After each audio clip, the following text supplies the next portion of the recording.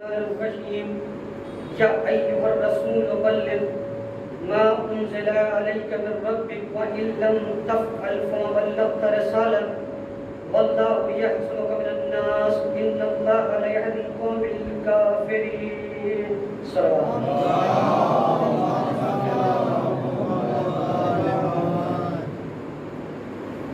भाईजान मोहतरम सामाया कराम अज़ीज़ान मन, इस शहर में शहर रामपुर में आपके दरमियान पहली मरतबा अशरे मुहर्रम के सिलसिले से हाजिर हुआ। ज़िक्र अहले बैत, ज़िक्र मासूम,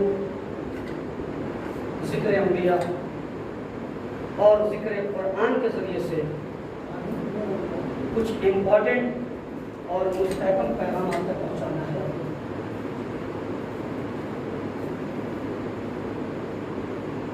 माह मुहर्रम की पहली ये मजलिस है और मौजू की जो आयत को मैंने मुंतखब किया है वो आयत बल्ले है।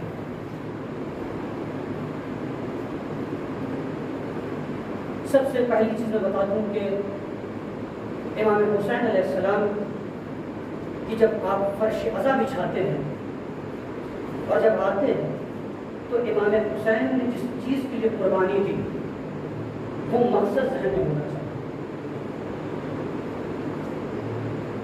सिर्फ ज़िक्र हुसैन और ज़िक्र अहले बैत करना कमाल नहीं है, बल्कि अहले बैत के बताए हुए रास्ते पर चलना कमाल है।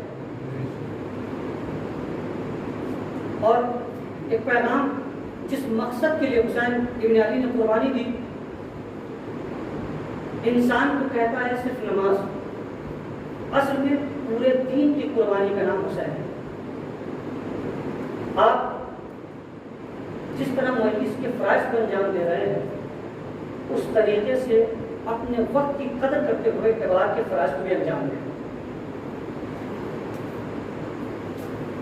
रामपुर में पहली मरतबा अशरा मुहर्रम के सिलसिले से हाज़िर और पैगाम मुस्तहकम तरीके से पहुँचाने की कोशिश करूँगा, मगर सिर्फ ज़ाकिर के पढ़ने का कमाल नहीं होता, सामईन साथ दे तब ज़ाकिर भी साथ साथ चलता है। ज़ाकिर भी साथ साथ चलता है, ज़िक्र हुसैन करने वाला साथ साथ चलता है।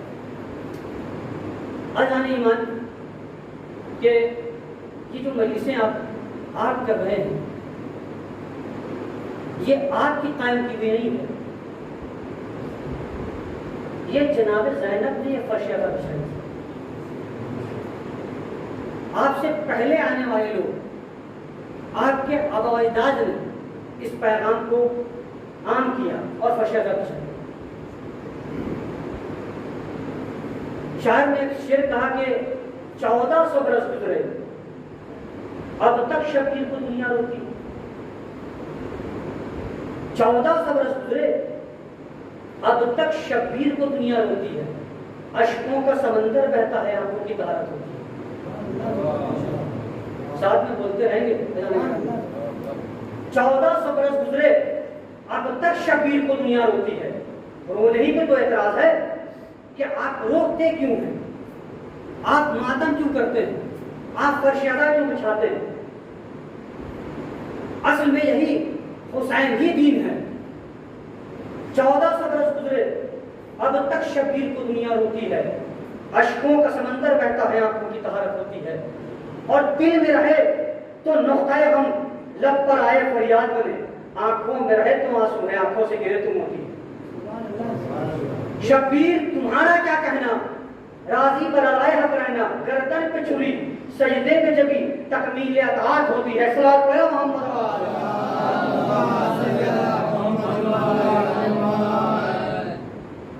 सजदे में अताअत होती है, तो सजदे को मद्देनजर रखते हुए आपको इमाम हुसैन की मजलिस में भी आना है और इबादत के फ़राइज़ को भी अंजाम देना है। पहला दिन है और मुख्तसर लोग बैठे हैं, मगर पैगाम पहुंचाना है। भाईजान ईमान, या अय्युहर रसूल बल्लिग, ऐ रसूल के पैगाम को पहुंचा दीजिए। माउंज़िला अलैका मिन रब्बिक, जो आपकी रब की तरफ से नाज़िल किया गया।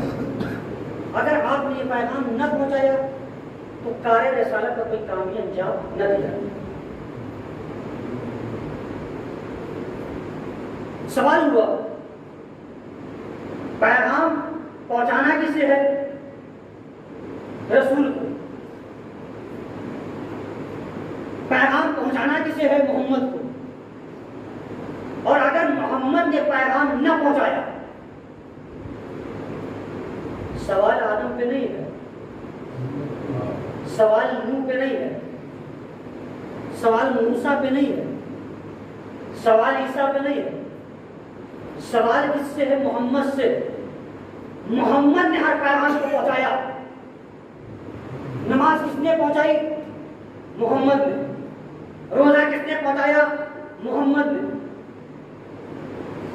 हज के पैगाम को किसने पहुंचाया? मोहम्मद ने। यानी पूरी तारीख इंसानियत में इस्लाम के कानून को अगर किसी ने पहुंचाया तो नाम मोहम्मद का लिया जाता है। और परवरदिगार आलम ये कह रहा है कि अगर ये पैगाम ना पहुंचाया, अगर ये पैगाम ना पहुंचाया तो तुमने कार्य रिसालत का काम ही अंजाम न दिया। यानी रिसालत खतरे में है, नबूवत खतरे में है। अगर अली की विलायत के पैगाम को न पहुंचाया, यानी आप सोचें कि कोई इंसान नमाज पढ़ रहा है, कोई इंसान इबादत कर रहा है, कोई इंसान रोजा रख रहा है, तो अगर जिसके दिल में अली की विलायत न हो,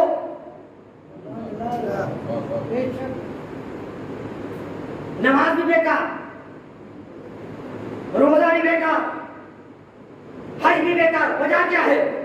वजह यह है कि रसूल को यह पैगाम पहुंचाना है। जब रसूल की रिसालत खतरे में जा सकती है तो तुम्हारी इबादत खतरे में क्यों नहीं जाती? सल्लल्लाहु अलैहि मोहम्मद।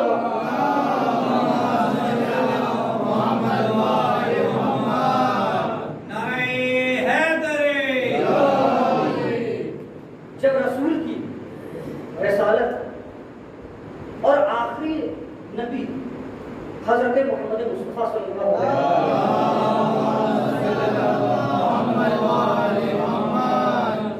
मुसलसल 10 दिन तक इसी टॉपिक पे, इसी मौजूद पे गुफ्तगू करना है। पैगाम न पहुंचाया तो कार्य रिसालत का कोई काम ही अंजाम न दिया। अज़ान ईमान, जब तारीख के मुताले पे जब आप गौर करेंगे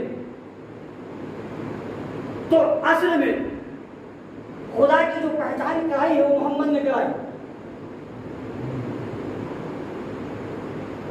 खुदा ने खुद कहा, मैं आलमीन का रब हूं, मैं आलमीन का रब हूं। और मोहम्मद आलमीन के नबी, मोहम्मद आलमीन के नबी, यानी तमाम नबियों के नबी है मोहम्मद।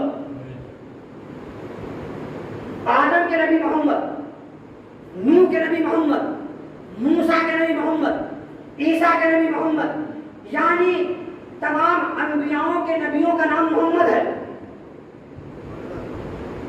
और मोहम्मद की जो नबूवत टिकी है वो अली की विलायत पर। खुदा ने मुताल कह रहा है कि मैं आलमीन का रब हूं और मोहम्मद आलमीन के नबी, यानी मालूम की चला कि अल्लाह आलमीन का रब है, मोहम्मद आलमीन के नबी। अल्लाह फरिश्तों का रब है तो मोहम्मद फरिश्तों का नबी। अल्लाह हुराए जन्नत का रब है तो मोहम्मद हुराए जन्नत के नबी। अल्लाह दरिया की मखलूक का रब है तो मोहम्मद दरिया की मखलूक का नबी। अल्लाह अशवालों का रब है तो मोहम्मद अशवालों का नबी। अल्लाह फशवालों का रब है तो मोहम्मद फशवालों का नबी। यानी इतनी तहकीक करने के बाद नतीजा ये निकला, जिसका वो ला इलाहा इल्लल्लाह है, जिसका ला इलाहा इल्लल्लाह है, उसका बंदा मोहम्मद जमाने का रसूल है। और रसूल की रिसालत लिखी है इस पैगाम पर कि अगर तुमने ये पैगाम ना पहुंचाया तो जिसने एक्सेप्ट किया, जिसने तस्लीम किया, जिसने माना, वो समझ ले मोहम्मद के हर पे वो कौन को तस्लीम करता हुआ नजर आया, हर तस्लीम करता हुआ नजर आया। यानी मोहम्मद ने पैगाम पहुंचाए, जिसने भी अली की विलायत का इकरार किया उसने मोहम्मद के रास्ते को एक्सेप्ट किया, और जिसने मोहम्मद के रास्ते को एक्सेप्ट किया उसने खुदा की बात को माना।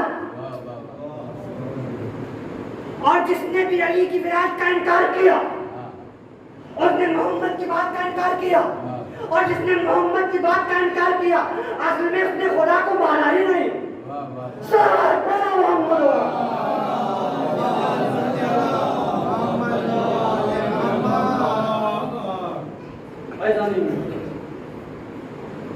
तो रसूल के इस पैगाम को जब रसूल ने पहुंचाया तो ये रसूल पर वाजिब इस पैगाम को पहुंचाया। अगर तुमने ये पैगाम न पहुंचाया तो तुमने कार्य संकट को ध्यान नहीं जाना। आप देखें, किसी भी छोटे बच्चे से सवाल करें, यह कुरान की आयत है, सूरह माइदा की आयत है कि अली की विलायत का ऐलान हुआ कब और कहां हुआ। सवाल पैदा हुआ, अहले शियों के यहाँ किसी बच्चे से भी, छोटे बच्चे से सवाल कर दिया जाए तो वह जुमला रहेगा गदीर। गदीर आप देखें, दो चीजें हैं, और अभी आपने कुछ दिन पहले दो ईद आपने मनाई, एक है ईद गदीर और एक है ईद मुबाहिला, मुहर्रम से पहले। और दोनों गदीर में आपको नजर आएंगे इमाम, दोनों गदीर में नबूवत नजर आएगी, इमामत नजर आएगी। असल में ये गदीर है क्या? गदीर है क्या? तहकीक करें, आप जस्तजू करें, नेट पे सर्च करें, तारीख की किताबों में देखें। पैगाम पहुंचाने की बात और अलग मजलिस में पहले गदीर है क्या? गदीर एक मैदान का नाम है, एक जगह का नाम है, एक स्पेस का नाम है। और तहकीक आगे बढ़े, गदीर है क्या? गदीर एक ऐसी जगह है जब लोग खुदा की इबादत करके, बैतुल्लाह से हज करके वापस आ रहे थे तो एक मुकाम पड़ता है जिससे लोग रवाना होते हुए नजर आते हैं। गदीर है क्या? गदीर एक ऐसी जगह है जहां जमाने कदीम में एक पानी जमा होने की जगह, तालाब का नाम गदीर है। मैंने आपको ये पैगाम पहुंचा दिया, आप सर्च कर ले, पढ़ लें। गदीर असल में ये है, तो फिर शान हैदर इकरार अपने आप को गदीरी क्यों कहते हैं? गदीरी क्यों कहते हैं? गदीर तो पैलेस का नाम है, गदीर तो जगह का नाम है, गदीर तो तालाब का नाम है का नहीं। अली की विलायत मुत्तसिल है गदीर से।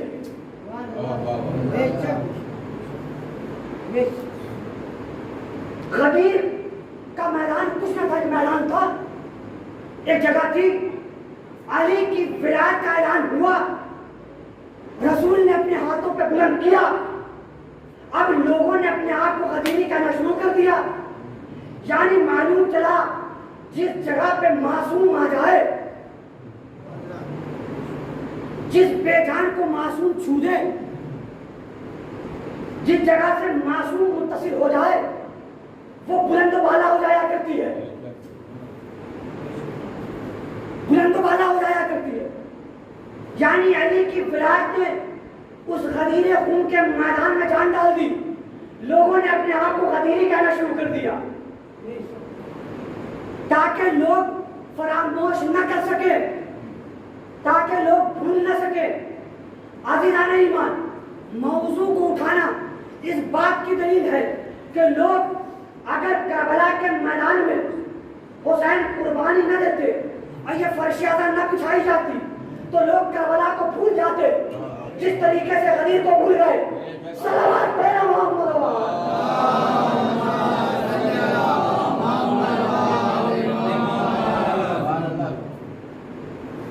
गदीर एक जगह का, और सिर्फ गदीर नहीं,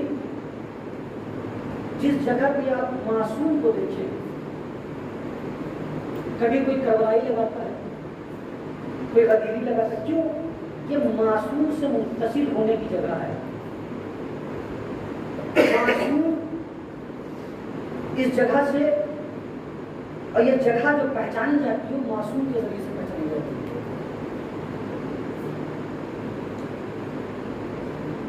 ऐसा नहीं मुतरब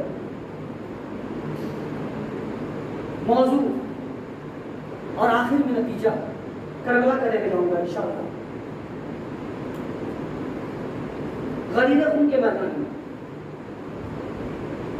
नबी ने इस पैगाम को पहुंचाया। कौन से पैगाम को? जो खुदा ने बताया। अगर तुमने न पहुंचाया तो कल ऐसा तो काबिल जान न। अब देखें कि जब पहुंचाया गया तो वहां थे कौन लोग? गदीर के मैदान में जब ये पैगाम पहुंचाया गया थे कौन लोग? अभी आपने कहा हाजी थे, यानी इबादत करके आ रहे थे, सजदा करके आ रहे थे, दीन के फराइज को अंजाम देके आ रहे थे। तो जब दीन के फराइज को अंजाम दे रहे थे तो तनहा नहीं दे रहे थे, साथ में दो चीजें थी, नबूवत भी थी और इमामत भी, दोनों के साथ आ रहे थे। तो फिर सवाल क्यों किया और एतराज क्यों किया? जब सजदा करके आ रहे थे, जब नमाज पढ़ के आ रहे थे, जब तवाफ करके आ रहे थे, जब खाने खुदा का दीदार करके आ रहे थे, तो फिर एतराज करने वाले ने एतराज क्यों किया कि जो मौलाए कायनात को आप खलीफा बना रहे हैं वो अपनी तरफ से है? सवाल नहीं करना चाहिए। क्यों? आप कहेंगे मौलाना कैसे? आबिद को मार्फत होती है, इबादत करने वाले को मार्फत होती है, सजदा करने वालों को मार्फत होती है। मुसलमान है, कलमा पढ़ने वाला है, नबी की बात को जानता है, नबी को पहचानता है, मगर फिर भी सवाल कर रहा है। सवाल करना इस बात की दलील है तुमने अभी नबूवत को पहचाना ही नहीं। नबूवत के साथ रहे, नबी के साथ रहे, मोहम्मद के साथ रहे, बस में रहे, मगर अब तक तुमने नबूवत को पहचाना नहीं, अब तक तुमने शरीयत की बात को तस्लीम नहीं किया। अगर पहचानते तो सवाल ना करते।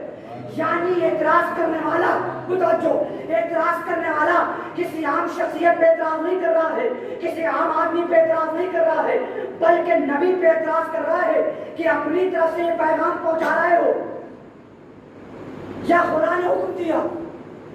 रसूल कुछ तो अपनी तरफ से बोलता ही नहीं। तो जब एतराज करने वाले ने एतराज किया तो नतीजा आप जानते हैं, वो आगे की मजलिस में बयान करूंगा, मगर इतना सुन ले, एतराज करने वाले ने एतराज करके ये बता दिया असल में हमने खुदा को तस्लीम ही ना किया, चाहे मैं हाजी बन जाऊं या बात बन जाऊं।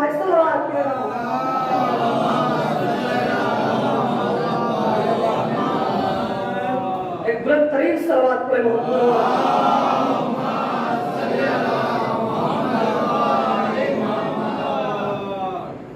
एतराज करने वाले ने एतराज किया।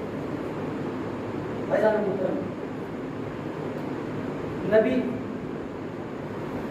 और देखिए आप जानते हैं हारिस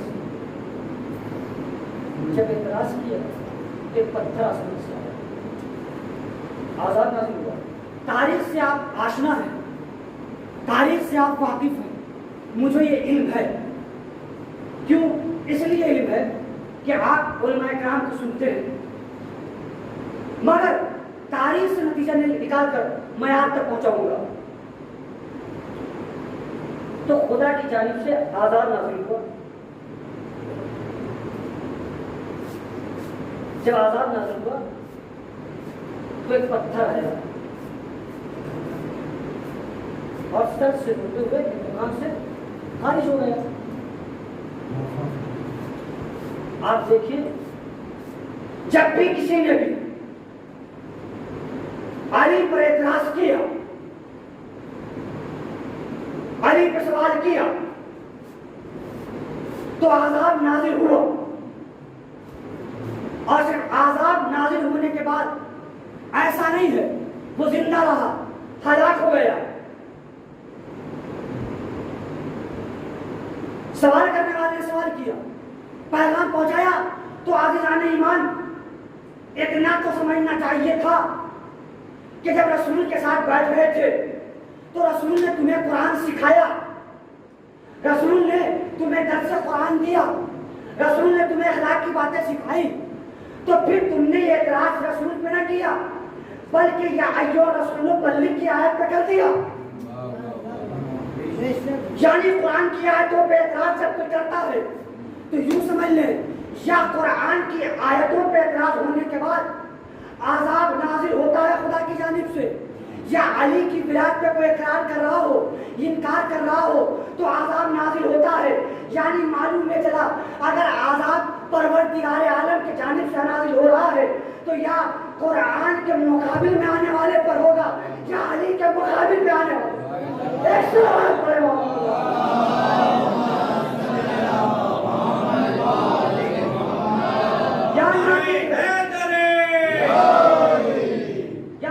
कुरान के मुकाबिल में लाओ या सामिद के मुकाबिल में लाओ। अब देखें कि खुदा बंद मुकाल आजाद नाज़िल कर देता है अली के मुकाबिल में। और एक इल्मी नुक़ात आपके दरमियान जानकर जा रहा हूँ। 3 चीजें हैं और इंपॉर्टेंट सुनेंगे, 3 चीजें हैं। एक चीजें होती हैं कौले मासूम, एक होती है फेले मासूम और एक होती है तहरीर मासूम। कोई तवज्जो, कौले मासूम, फेले मासूम, तहरीर मासूम। क्या मतलब? रसूल ने अगर कह दिया, रसूल ने पैगाम पहुंचा दिया, कोई भी पैगाम दीन का शरीयत का, आप सवाल नहीं कर सकते क्योंकि रसूल ने पहुंचाया। कौले मासूम, ज़बान से पहुंचाया।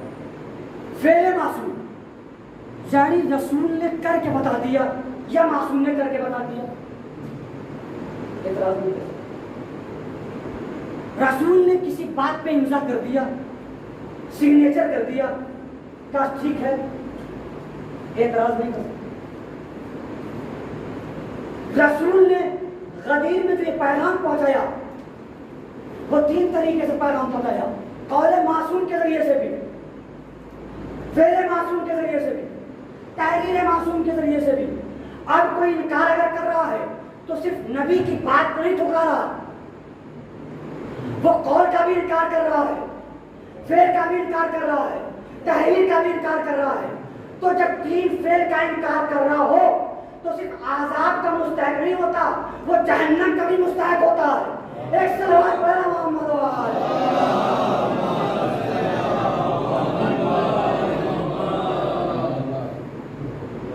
कौले मासूम, फेले मासूम। आप कहिए कैसे? कहा मन तुम मौला फहाज़ अली मौला, कौले मासूम। हाथों पे बुलंद किया, फेले मासूम। 3 दिन तक बैत होती रही अपनी निज़ा। 3 चीजें, कौले मासूम, फेले मासूम, मासूम की बात का इनकार किया। अब देखिए गदीर उनके मैदान में बुलंद किया अली कमन तुम मौला फहाज़ा जिस कमन वाला हूँ उसकी अली मौला है। जिस मिंबर से मैं खिताब कर रहा हूँ ये मिंबर गदीरी मिंबर है। आप कहें कैसे?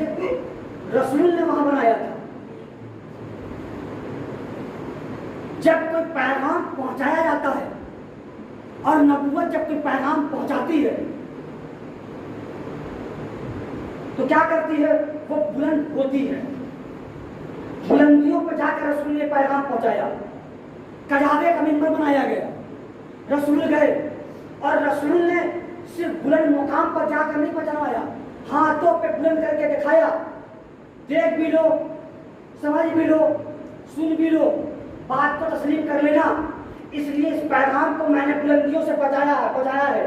यानी ये नतीजा ये निकला, जब किसी बुलंद शख्सियतों के पैगाम को पहुंचाया जाता है तो बुलंदियां जरूर देखी जाती हैं। आप देखें, किसी भी मासूम का तस्करा रसूल ने किया, मिंबर का तस्करा जरूर आता है। इमाम हुसैन तो कहा था हुसैन फारूक को पहचानो, ये हुसैन है। कहाँ से पहचान पाया? मस्जिद नबी मिंबर से पहचान पाया। का हुसैन मिन्नी वाना में हुसैन, हुसैन मुझसे, मैं हुसैन से। कहाँ से पहचान पाया? का मिंबर से पहचान पाया। गदीर में मौला कायनात को कहाँ से पहचान पाया? का मिंबर से पहचान। रसूल बताना ये चाह रहे थे, तुम अहले बैत को मानो या ना मानो, तुम विलायत का इकरार करो या ना करो, मगर इनकी हस्तियां वो हस्तियां हैं जिनके पैगाम को पहुंचाने के लिए मैं जमीन से नहीं पहुंचवा सकता, बल्कि बुलंदियों पर जाकर पहुंचवाऊंगा। इसलिए कि अली बुलंद है, हसन बुलंद है, हुसैन बुलंद है और कायनात का रसूल तमाम अंबियाओं में सबसे अफजल है।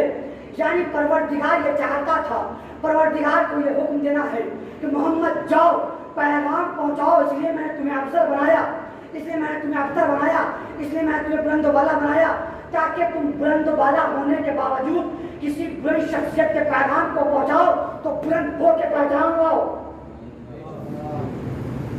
बुलंदियों पे जाओ। और बुलंदियों पे जाने के बाद रसूल ने इस पैगाम को पहुंचा दिया। एक शख्स तारीख में मिला, जब रसूल ने पैगाम को पहुंचाया, उसने ये सवाल किया कि मदीने में सवाल किया, ये बताइए कि आपने पैगाम जो पहुंचाया, मैं तो वहाँ मौजूद था नहीं, और रसूल इस पैगाम को, रसूल इस बात को बोल चुके थे कि जो भी शख्स यहाँ मौजूद है, जब वो अपने घर पे जाए तो सबसे पहले इस पैगाम को पहुंचा दे, इस पैगाम को पहुंचा दे। मसलन वो कैसे? गदीर में लोग रहे, 3 दिन तक मुसलसल लोगों ने अली की बैत की, वो तारीख है। 3 दिन के बाद जब आए और घर में दस्तूरबाद किया तो जिसने भी घर खोला, चाहे ज़ौजा हो, चाहे बेटा हो, चाहे बेटी हो, पहले सवाल किया 3 दिन थे कहाँ? 3 दिन तक थे कहाँ? क्या आज़ीज़ व अकारीब ने सवाल किया, अगर 3 दिन का सवाल ना हो, इतनी ताख़ीर कैसे हो गई, इतनी देर में कैसे पहुंचे, इतनी लेट में कैसे आए? सवाल अगर होना था, जवाब देने वाले ने जवाब दिया, अली की विलायत का ऐलान हो रहा था, जवाब पहुंच गया। जो मौजूद न था उसने भी बात को सुन लिया, उसने ये बात को तस्लीम कर लिया, उसने भी इस हुक्म को माना। और मानने के बाद, देखिए, मानने के बाद उसी तारीख में से एक शख्स निकला, मैं वहां मौजूद था नहीं, आपने अली को गदीर खून के मैदान में मौला बनाया, ये आप बताएं कि मौजूद था नहीं? तो कहा नहीं, जिन लोगों तक मैंने पैगाम पहुंचाया है, नबी कह रहे हैं, उनको मैंने ये हुक्म दिया था, जब अपने घर जाना जब अपने वतन जाना, जब लोगों से मिलना, तो इस पैगाम को पहुंचा लेना, पैगाम को पहुंचा लेना। और सुनो, जब तुम थे नहीं और मौजूद थे नहीं और तुम तक ये जवाब पहुंचा नहीं, तो इतनी देर से जो डिस्कस कर रहे हो, सवाल पर सवाल जो कर रहे हो, पैगाम पहुंच गया। अब तस्लीम कर लो, अब बात को मान लो। रसूल ने बता दिया, अगर तुम मौजूद न भी थे और तुम्हारे अज़ीज़ व अक़ारिब ने ये बसात बताया नहीं, तुम्हारे अज़ीज़ व अक़ारिब ने ये वलायत का ऐलान पहुंचाया नहीं, तो इतना याद रखना, जिन लोगों को अभी तक मालूम नहीं है, मुझ पे भेज देना। भेजना क्यों? इसलिए भेजना क्योंकि जब सवाल रसूल पे वाजिब है तो सिर्फ गदीर तक महदूद नहीं है, गदीर के आगे तक जिसे इल्म न हो उस तक पहुंचाना भी वाजिब है, उस तक पहुंचाना भी वाजिब है।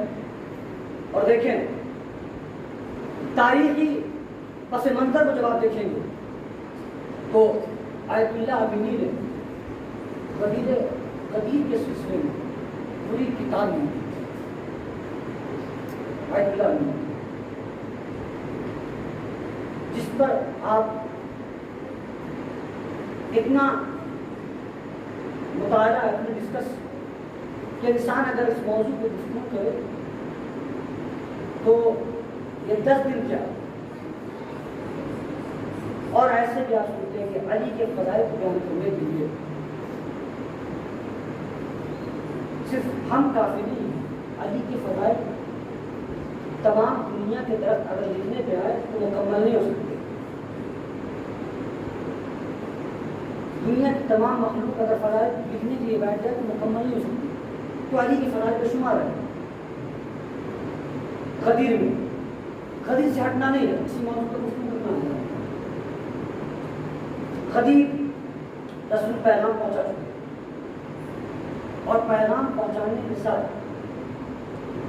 जब ये पैगाम पहुंच गया तो जिन लोगों ने भी तस्लीम किया, जिन लोगों ने भी माना, जिन लोगों ने भी एक्सेप्ट किया, आप उन्हें जब निगाहे अमीर से देखेंगे तो एक प्लेटफॉर्म पर नजर आएगी। मसला क्या?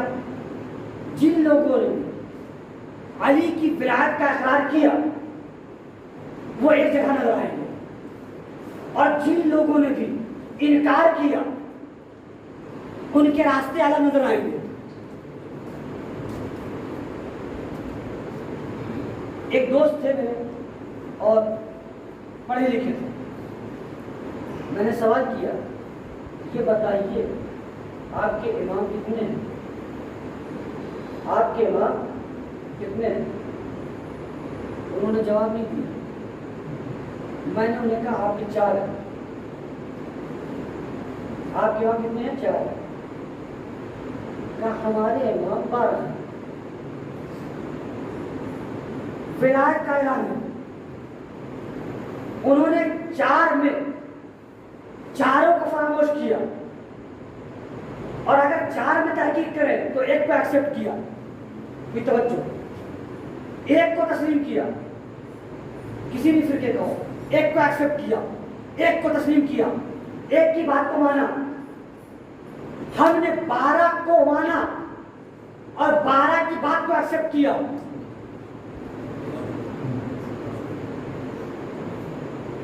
गदीर में विलायत का ऐलान हुआ, नबी ने अपने बाद खलीफा बनाया, खिलाफत का ओहदा ना अली का, अली ने अपने बाद किसे मुंतखब किया? तारीख में देखें, हसन को, हसन ने किसे मुंतखब किया? हुसैन को मुंतखब किया। यह इमामत का सिलसिला चलता रहा। मगर आप जब अपोजिट में जाएंगे, जिसने अली को छोड़ा वो 4 प्लेटफॉर्म पर नजर आया। कोई कह रहा था यहां, कोई कह रहा था यहां, कोई कह रहा था यहां। यानी जिसने भी अली का दामन छोड़ा, हम एक प्लेटफॉर्म पर नजर नहीं आया, एक मंजिल पर नजर नहीं आया, एक मुकाम पर नजर नहीं आया, मगर जिसने भी अली का दामन थामा वो मुझे एक प्लेटफॉर्म पर नजर आया। और दुनिया देखे, जब भी कोई अली वाला चार के मुकाबिल में खड़ा होता है, चाहे बच्चा क्यों ना हो, लोग कह देते हैं देखो खदीर आ रहा है। सलावत पढ़े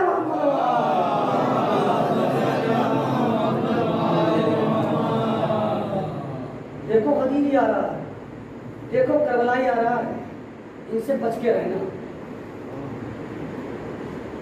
जिसने भी अहले बैत का दामन छोड़ा, अलग अलग प्लेटफॉर्म पर नजर आए, किसी की मसले कुछ कह रहे हैं और किसी के मसले कुछ कह रहे हैं,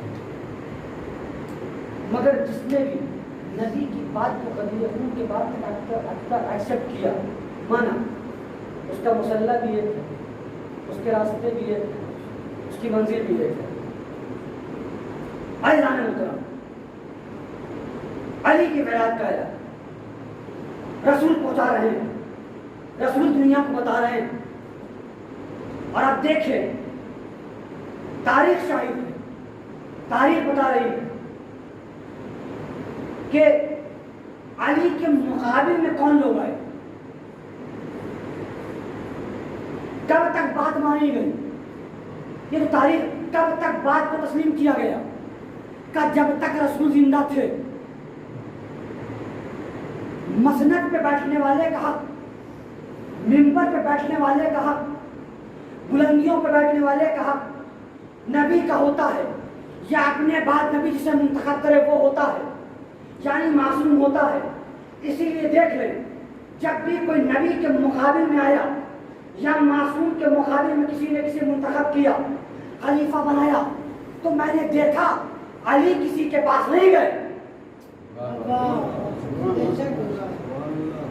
आपको बोलना होगा, अली किसी के पास नहीं गए। अपोजिट में जो बैठा, मैंने देखा जब जब मसाइल ने तमाचा मारा, जब जब मसले में फंसे, जब जब बस्तियों पे आने लगे, का अली की तरफ चलो, अगर अली न होते तो मैं हलाक हो जाता।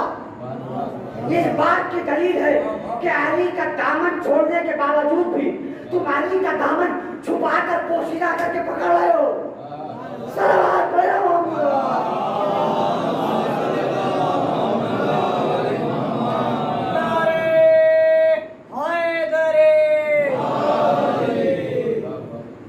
अली का दामन, अगर अली न होते तो मैं हलाक हो जाता, तारीख है। और ये शख्स भी मौजूद थे। और देखें, एक बार भी 70 मरतबा तारीख नहीं था इस चीज को, 70 टाइम्स कि इस बात को दोहराया गया, अगर अली न होते तो मैं हलाक हो जाता। ये क्यों कहा, कहने की वजह क्या थी? रसूल के बस में तो आप भी बैठ रहे थे, रसूल के साथ आप भी मौजूद थे और आज भी मौजूद है,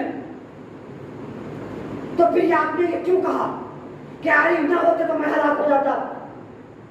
यानी रसूल की बस में बैठना कमाल नहीं है, रसूल के साथ बैठना कमाल नहीं है। रसूल से दर्स हासिल कर लेने के बाद मासूम के पोस्ट पे आ जाना कमाल नहीं है। कमाल तब है या नबी हो या नबी जैसा,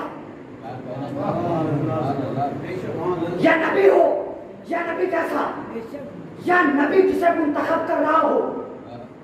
जब तक तुम नबी के साथ थे, नबूवत के साथ थे, बस में नबी में बैठते रहे, तुम आशना थे, तुम वाकिफ थे, तुमने रसूल पे एतराज नहीं किया, तुमने रसूल पे सवाल नहीं किया, तुमने रसूल पे कब सवाल किया कि अपनी तरफ से पैगाम पहुंचा रहे हैं या अपने खुदा की जानिब से पैगाम पहुंचा रहे हैं? क्यों? बुग़्ज़ अली की बुनियाद पर, हसद की बुनियाद पर, कीने की बुनियाद पर। तुम जब जब दीन की बातें आई तो तुमने अली को मान लिया, जब बात मसनद की आ गई तुमने अली का इनकार कर दिया, तुमने अली का इनकार कर दिया। और सुनो, एक बात जरूर याद रखना, इनकार करने से नहीं होता। जब मसाइल के थपेड़े तुम्हें अपने शिकंजे में घेर लेते हैं ना, तो तुम्हें मासूम जरूर नजर आएगा। आप देख लें, दुनिया परेशान है। वजह क्या है? लोगों ने अब तक मासूम को पहचाना नहीं। हमारा एक मासूम का व्यवहार नहीं है। सलावत पे मोहम्मद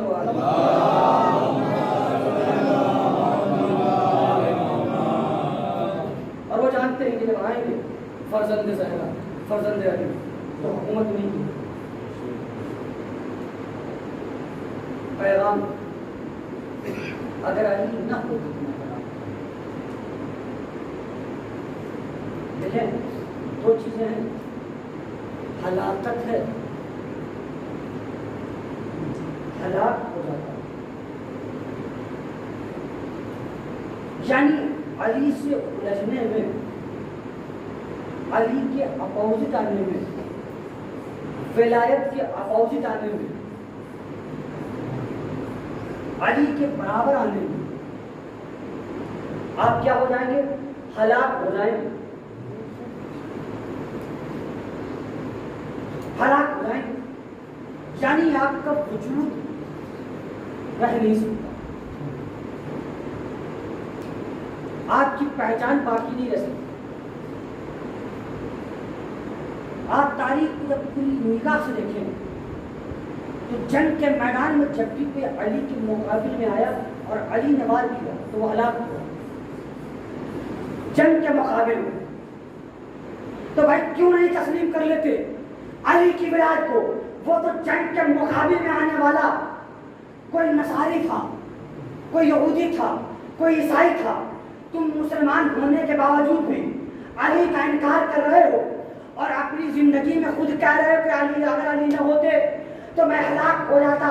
यानी हलाकत और शय का नाम है, शहादत और शय का नाम है। जब अली के मुकाबिल में कोई आता है तो वो हलाक होता है, अली की मोहब्बत में कोई कुर्बान होता है तो शहादत पाता है। एक सलावत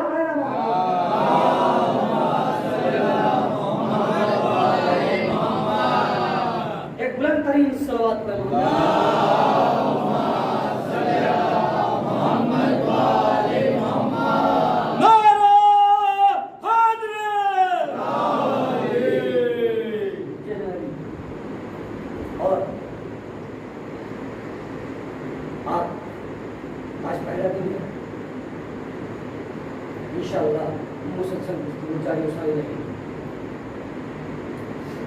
मगर गदीर को लोगों ने फरामोश कर दिया, गदीर को लोग चुन गए, गदीर का लोगों ने इनकार किया। अगर गदीर का इनकार न होता तो आप दर दर भटकते नहीं, आप कहीं नहीं जाते, आप बुलंदो बाला रहते। ये जो आप फर्शियादा अपनी बिछाई है, ये गम मनाने के लिए फर्शियादा है, गिरिया करने के लिए फर्शियादा है, रोने के लिए फर्शियादा है, हुसैन का मुआतब करने के लिए फर्शियादा है। सवाल ये हुआ कि आपने ये फर्शियादा बिछाई,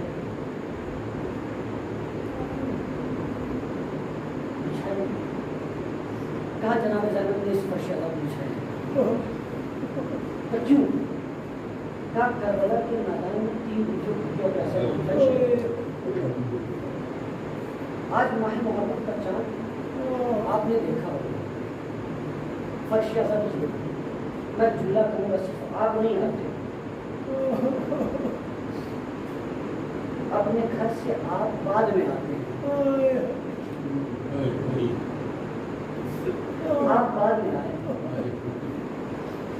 ताख़ीर हुई है, बात को एक्सेप्ट कीजिएगा, बात को तस्लीम करिए, ताख़ीर हुई, मगर यहाँ पहले से कोई हस्तियाँ मौजूद थी। कौन थे और कौन हस्तियाँ हैं जो पहले से आई? तारीख ने 3 का नाम लिखा, मगर एक नाम बता देता हूँ।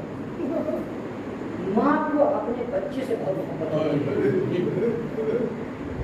माँ को अपने बच्चों से कब वो कैसे?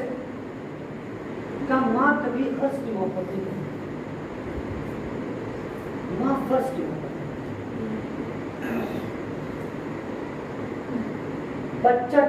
बच्चा हो या जवान, जब बूढ़ा ही क्यों ना हो जाए, माँ की निगाहों के सामने बच्चा ही लगता है।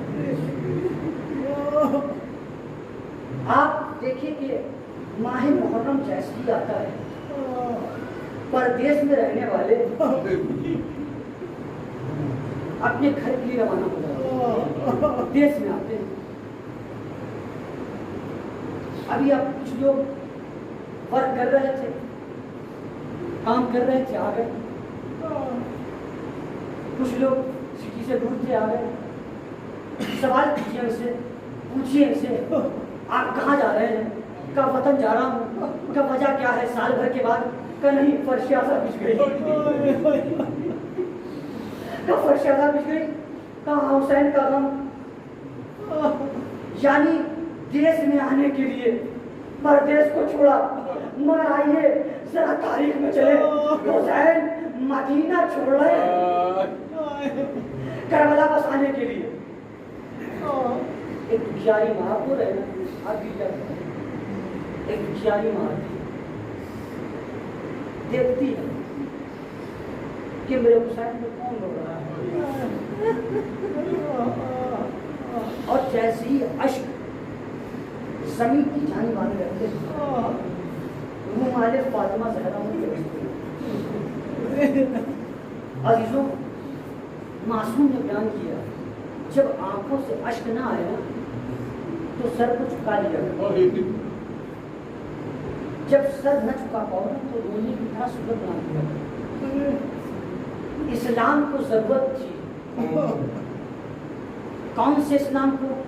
जिसे मोहम्मद ने फैलाया था, जिसे मोहम्मद ने बताया था।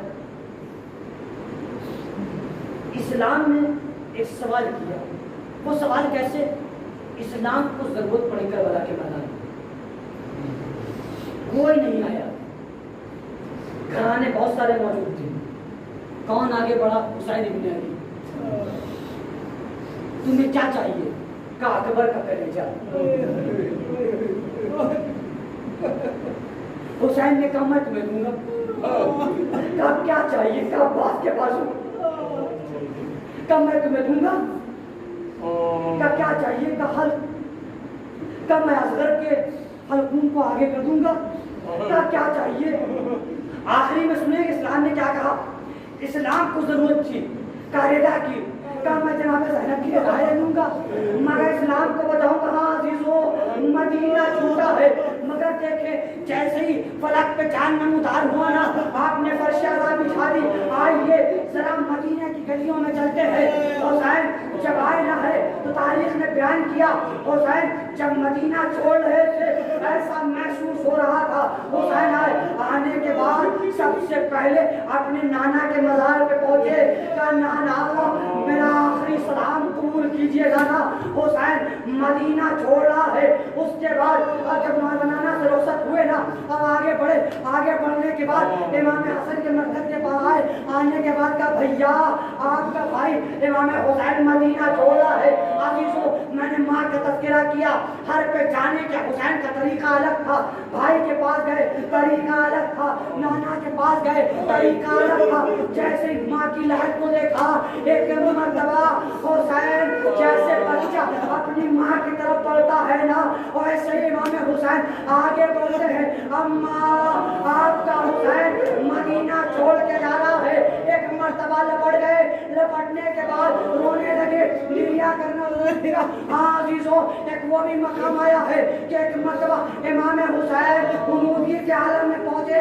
कहा माँ मैं मदीना छोड़ रहा हूँ इस्लाम की खातिर। एक मर्तबा इमाम हुसैन जब उमूदी के आलम में पहुंचे, माँ को देखा, कहा हुसैन तुम्हारी माँ भी करबला के मैदान में मौजूद रहेगी, तुम घबराना नहीं हुसैन, तुम तनहा नहीं हो। हुसैन जवाब तुम्हारी माँ